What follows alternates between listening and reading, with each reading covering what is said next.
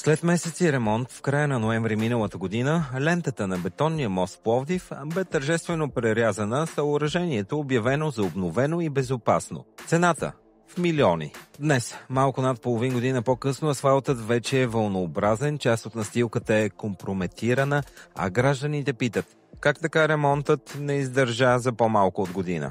То май изглежда по-зле от преди, между другото, като минавам. Не съм шофьор, обаче чувам, че има някакви проблеми. Моста просто боядисан. Всеки, който минава оттам за Кючука, вижда резултата. Работата се е свършена до средата. Дупките са останали. Оригиналната конструкция на моста се разпада изцяло. Не е нужно да си експерт, за да разпознаеш, че не е както трябва. Има открити арматури, има корозия. До известна степен може, точно на завоя виждам, че са тези неравности, може да колата да поднесе и да излезне извън пътното платно. Не е в здраво състояние. Това е видимо за всички. Това е набъскан целият асфалт. Как си обяснявате вие това? Не обяснявам се с качеството на строителство. Няколко фирми са усвоили парите от обществените поръчки за различни участъци от проекта. Цанко Драгиев от фирмата изпълнител на дейностите в компрометирания участък уточни, че още преди да започнат работа, са обяснили, че новият асфалт няма да реши трайно проблема.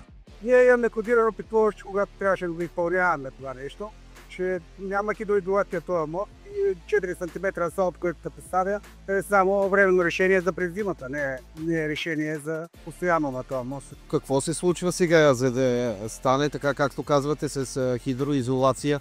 Той асфалт е на вълни фактически, доколкото виждаме.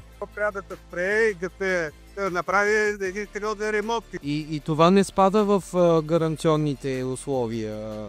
Подирахме писмо още тогава, че това, което ние ще направим, не можем да носим отговорност, защото липсват отдолу хидроизолационни пластове, липсват носещи пластове, за да може да носим гаранция. Междувременно, Николай Иванов от Трейс, една от фирмите изпълнители, уточни, че неговата компания е била отговорна за различен участък от моста и не може да коментира повредената част. Участъка, в който е изпълняла нашата фирма, няма напукан асфалт. Тоест, вашия проект какво е обхващал от Трейс Груп, нали така? Да, от подхода от южната страна, заедно с самия бетонов мост. Просто обектът тогава беше разделен, нашата граница беше до самия бетонов мост.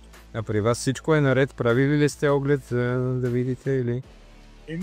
Постоянно минаваме от това. Но проверка от наш журналист на място откри потенциални проблеми в конструкцията и трайността на елементи, дори и в по-новата част.